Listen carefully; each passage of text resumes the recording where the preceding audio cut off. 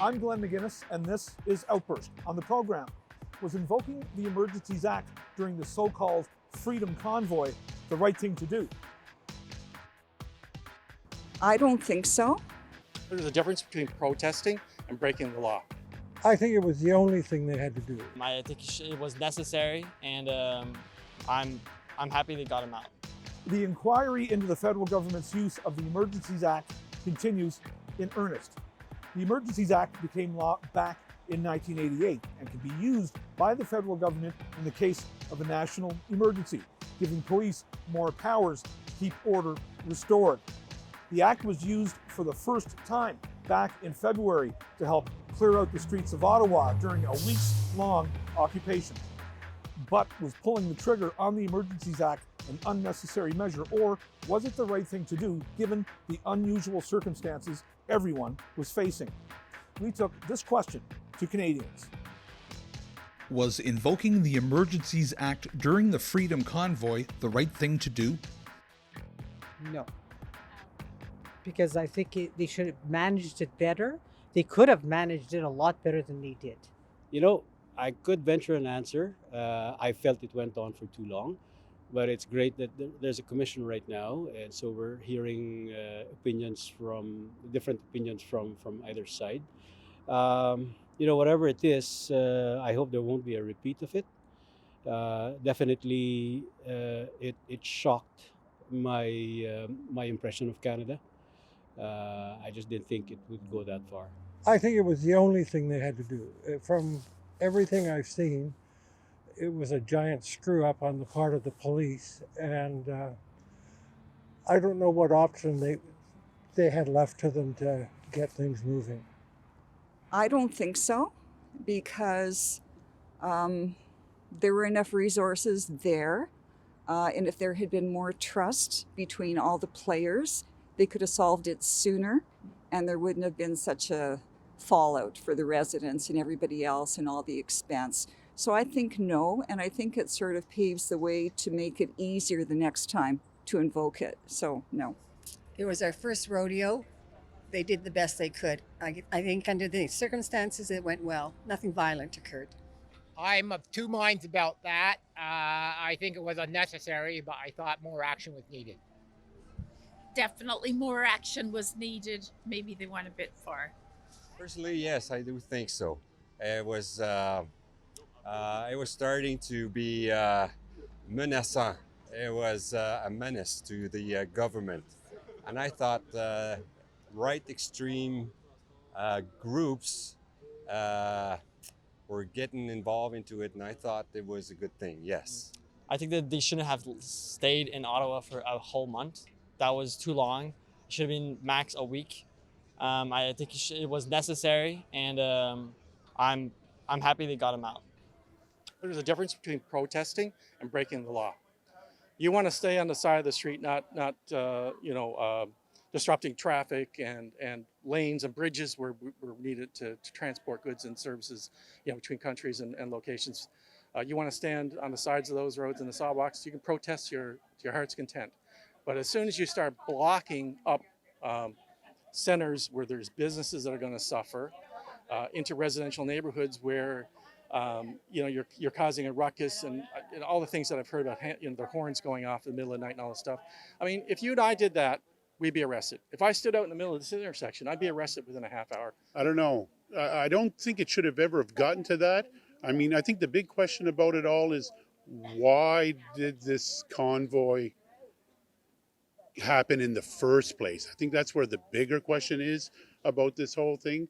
As far as invoking that act, I don't think that's the real issue here. I think it's how it got to that point that's more of the real issue. It may have been a step too far to go to invoke the Emergency Act there. And although I might disagree with the message, I think whether you disagree with someone or not, everyone has a right to be able to voice their concerns, and that right to free speech is really, really fundamental to any healthy democracy.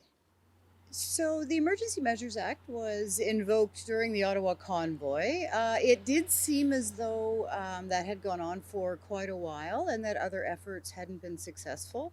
Not having a particularly informed opinion, but from following the news as best I can, I believe that it was a necessary step to bring Ottawa back to being calm and clear the downtown. I don't believe that it was the right thing to do. I think there should have been other measures in place to take care of the COVID-19 epidemic, but I felt that may have been a little too heavy-handed. High inflation, high interest rates, which many fear could trigger another recession, and chronic affordability issues affecting Canadians everywhere does not paint a pretty picture on Canada's economic outlook in the foreseeable future. As prices continue to soar, many Canadians can't afford to make those healthy food choices or afford the basic necessities they need each and every day. In the recent economic update, despite promising relief for Canadians, it also warned of a looming recession right around the corner, and many Canadians are bracing for it. So, we sent our cameras out with this question. How do you feel about the state of the Canadian economy? The state of the economy, you know, I just read the other day that some people are overemployed, and that was actually my situation. I had 3 jobs, and I had to give one of them up because it was just too much for me. And so there's lots of work out there right now. We just bought a house, me and my 2 kids, thank God, and everything's going well for us. We're on the rebound after the shutdowns from COVID, which was very harmful, you know, because people had to put their careers on hold. Some people lost their businesses, or their businesses suffered during that time. And I think that was one of the worst things that could happen to the economy, was the lockdown. So that's what we have to avoid in the future, is no more lockdowns. I'm eating smaller portions because of it, because food is getting expensive, meat is getting expensive, right? And just something that I need to be more cognizant about, where I spend my money and on what I spend my money on. I don't think it's very good. I think we've overspent terribly, particularly through COVID. You know, we've given out so much money to people, trying to spur an economy that was in trouble based on COVID, and we went way too far. And now we've got so many people who refuse to work because they get money from home. You know, people who refuse to take lower paying jobs, and inflation's going up because of the amount of spending that's been going on. So we need to really reel this in and get control of it before it gets control of us. Oh, absolutely. The Canadian economy is struggling, but so is every other country's economy. You know, our inflation is high, slightly below the US, slightly below the UK. Throughout all of this, we've managed to maintain jobs. I mean, that's incredible. To go through a pandemic, war, international upset, and you know, there's never been a better time to get a job. Okay, that's the bright side. Obviously, inflation's a problem. You know, change is a constant, and without change, you know, you really stagnate. And these kinds of challenges stimulate innovation. They stimulate different kinds of work. I mean, look at COVID. There, you know, been incredible advances in things like that make people's lives better. The options to work at home. You know, medicine that is, you know, by Zoom, you know, those are all really positive things. People don't want to work. And if people aren't going to work and sit around and gather unemployment, and I don't know how they're surviving, the economy is going to have problems. The Canadian economy, while it's recovering a lot from the pandemic, and, you know, dealing with things like inflation. And so I think that's just something that we've seen from previous historical trends, just takes time to level out again. Politicians love to, you know, kind of spout that they specifically have the solution to fix, say, like inflation, but really it has nothing to do with a particular individual. And so it's just something that's going to kind of take time to even out. I think prices have gone up in everything, especially food and groceries and necessities. So yeah, that is a little stressful and worrisome for everyone. It's not looking too hopeful right now, just due to a looming recession, but I'm hopeful and believe that we'll, you know, survive this downturn. So relatively hopeful, concerned but hopeful. There you go. I think obviously inflation is a huge one. the sinking Canadian dollar to the U.S. dollar, and certainly the house prices going up the way they, or sorry, starting to head back down the way they are. So I feel that food and gas is expensive, so I feel like as a teacher, find it expensive. So I can't imagine how other people that have other jobs are doing financially. Oh, there's so much to unpack there. You know what? It's not working for the majority of people. It's really not working, unfortunately. We have a lot of people who can't afford to live these days. So it's becoming an emergency. Like, we need to figure it out. Yeah. You know, some people are benefiting from it, but others are not able to live comfortably in this country. So inflation is entirely being shouldered by the consumer, by the average Canadian. You know, prices are going up, tipping is up, inflation is up, and yet record profits everywhere. It's really not a sustainable situation at the rate that it's going. So I think there needs to be something done. Wow, really the economy is bad. Everybody's feeling it. The price of gas is going up every day. It's so bad now that it's likely we might enter, it's not just likely, we are going to enter into recession at the end of the day. Likely many people will lose their job and things will be down. People will find it difficult, and because of that there might be a change of government, really. I know there's always that threat of recession and people are talking about it all the time, but I think that Albertans will pull through. Very worried about debt, inflation, recession, just like every other Canadian. I think we're doing all right relative to our G7 peers. You know, we're in the same basket as everybody else, but we're in a better position than they are to come out of it sooner, I hope. It is a little worrying given the inflation rate and the interest rates being rising. I think we will see quite a number of defaults on mortgages, which will further deepen the crisis. And I guess that's just something we'll have to live with for the next 4 or 5 years as we climb out of the inflation hole.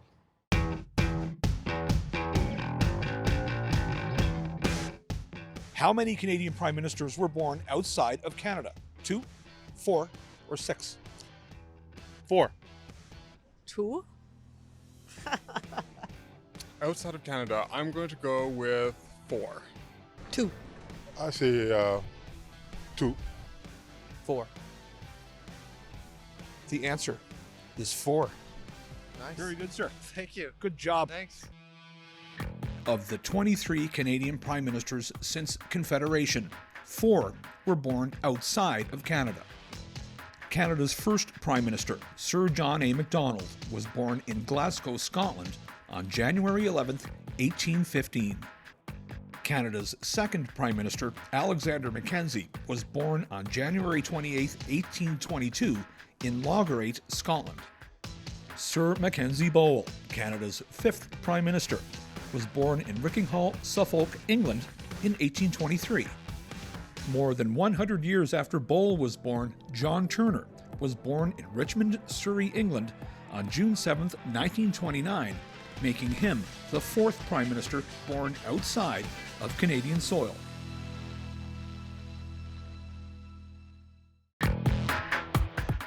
When the federal government introduced a price on carbon pollution back in 2019, it was met with much applause and much opposition. Even though British Columbia, Alberta, and Quebec already had their own mechanisms for carbon pricing. But nonetheless, it continues to be a political hot potato, and calls to get rid of it have been growing louder.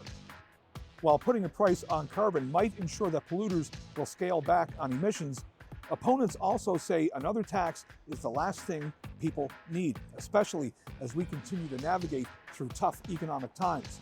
So we took to the streets to see what you think. Our question: should the federal carbon tax be scrapped? No.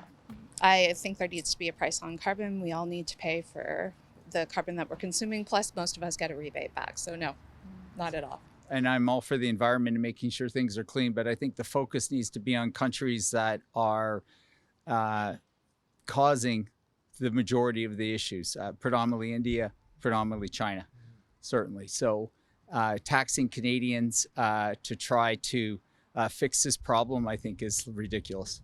No, I think it's an okay idea. Just maybe for bigger corporations, and they're the ones contributing to most of the pollution in the air, and I think they should be responsible. I would say no, it shouldn't be scrapped. I think people are driving around a lot more than they should be. I personally like walking, so I think more people should be doing that, using public transit. No, I don't think so. Climate change is a massive pressing issue, and it's only going to get worse. And I don't think the carbon tax is like the biggest help to that effect. But I think we can't get rid of like our few kind of moves towards, you know, ecological responsibility. So, You know, we think we need to put a tax on oil and gas. I don't think it's the proper way to do it. I think it needs to be adjusted quite drastically, and I think that there has to be some sort of way to make people buy into that we need to control things. But I think that now is the wrong time, because on the one hand, you can say you're going to control things with a carbon tax, but on the other hand, you're doing some other ridiculous things like putting the economy at risk, especially with regards to oil byproducts. People forget that just about everything around us comes from an oil byproduct. That is a great question, and I think the answer depends on how much human activity contributes to climate change. Because if the answer is a lot, and if the human activity is the primary driving factor for climate change, then carbon tax makes sense. If human activity contributes like 5% of the climate change, then carbon tax is just an excuse to collect more money while not really addressing the climate in any way. So I guess whether it should be scraped depends whether it's effective or not at this particular point in time.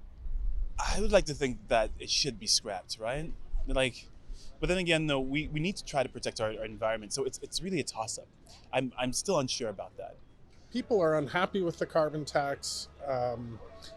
Honestly, I mean, does it make a lot of sense for Canada? We're 35 million people. We're a reasonably low polluter as it is, and the world's in trouble. Absolutely not. Okay, this is the most efficient way to address carbon emissions.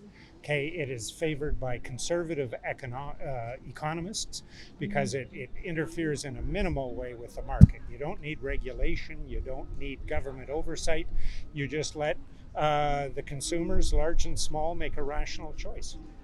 I think the carbon tax is a very destructive idea. I think it kills business. I think it fails to take a look at the big picture and tries to focus on one discrete thing. I mean, one of the reasons why Europe is facing such a crisis in their resources is because they did the unthinkable, which was to get rid of clean energy, nuclear power plants. Yes, they have some challenges, but essentially it is clean energy. No, I think they should retain it. The more we can do to help the environment, the better. And let's face it, cars and stuff like that are a major form of pollution. No, I think we should have higher rebates coming back, at least to pay for the price of the gasoline. Recently, many Canadians turn their clocks back 1 hour, twice a year, in March and November. Millions of Canadians adjust their clocks to fall in line with daylight savings time. But the time change doesn't sit well with many people, whether it be darkness coming on too early in the late fall or early winter, or losing that hour's sleep in early spring. Primarily Yukon Territory, some parts of BC, and most of Saskatchewan stay in the same time all year round. So, are you in favor of the time change, or would you like to bring it to an end? Our question. Should daylight saving time be eliminated? Today, I think it interrupts a lot of things. I mean, you change it an hour forward in the spring and you change it an hour back in the fall. So why does that make a difference? Let's just leave it at the same steady static time and not have to keep changing our clocks. I think daylight savings time should be eliminated just simply because it's annoying. What's annoying about it? Just having to turn your clock back, and also you lose an extra hour of sleep and all that kind of stuff. Just keep it.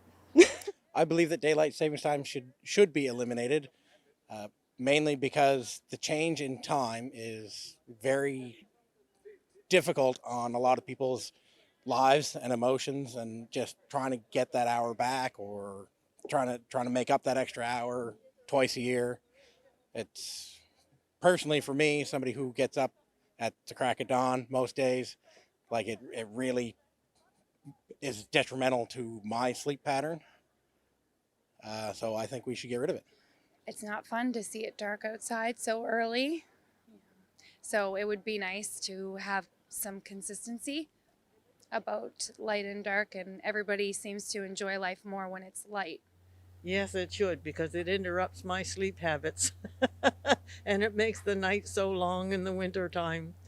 So yes, that's what happens with daylight savings time. I would like to get rid of it. Why do we even have it anymore? Why is it relevant? I'm not sure. I think statistics show that it actually causes more car crashes and accidents, things like that. People have a harder time adjusting. Let's just stay on one time. I'm ambivalent about it. I'm 66 and I've put up with it for 66 years. So I'm not. I don't really care one way or the other. I'm 50-50 on that one. There's times I think it probably could be. I'm leaning more towards maybe it could be. It's starting to be a little less, more of an annoyance, I think, on a regular basis than it is something that's done for convenience. So I'm still on the fence. I have neutral.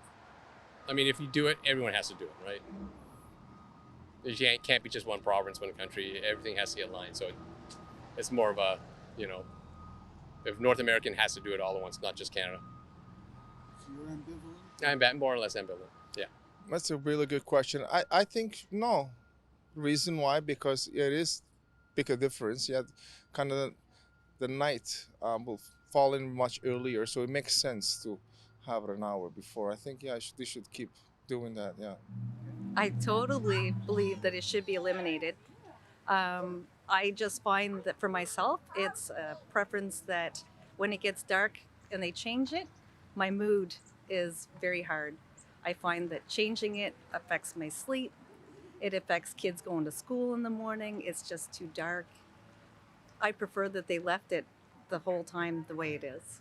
Daylight savings time has a tendency to interrupt a lot of lives. I have a young child, so trying to get her up early for school when they oversleep or they don't want to go to bed at night because the time has changed is challenging.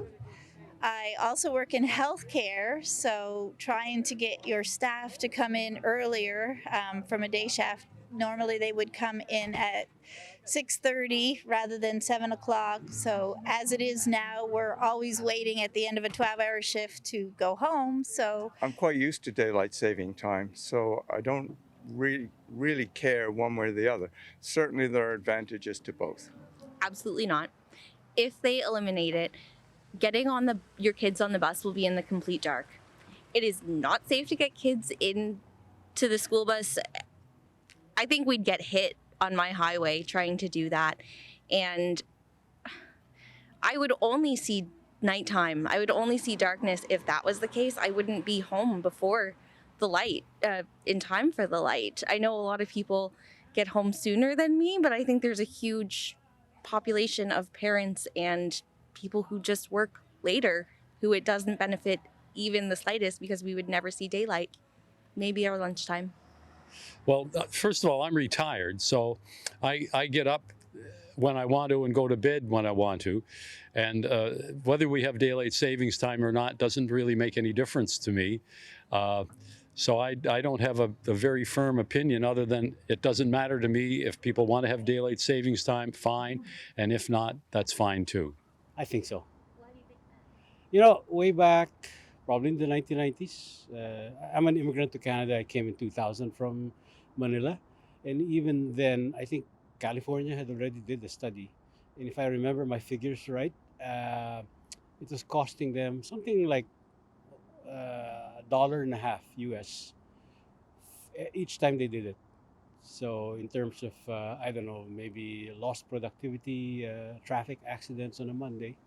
It changes our whole body physiology, and I don't think it makes a difference. You know, what's the difference? Leave it alone. I don't think there is any importance for that. I don't think it's okay. For me, it's okay. Being retired, it doesn't make any difference. I have my own daylight savings time. Twice a year, your sleep habits are screwed up. For what? For really nothing. I think it should be eliminated. Just to remain consistent with, I just don't like the time change. And I don't think it'll happen unless New York State does it. Oh, yes, certainly. I really feel that daylight savings time should be eliminated. I remember when I used to leave work, it was kind of like, it was another day. You know, you start in the morning and it was like another year, like it's night already, the day is over. So I found that very depressing. No, I certainly think daylight savings time. I don't think it makes much of a difference because it's going to get dark anyway. They've been talking about it so long, why not just get rid of it? It's not doing any good. Thanks for watching this episode of Outburst on CPAC. If you have any comments about this show or any other show, you can find us on social media. You can also find us on our website at www.cpac.ca. I'm Glenn McGuinness, and on behalf of my colleagues at the Cable Public Affairs Channel, thanks for watching. We'll see you next time.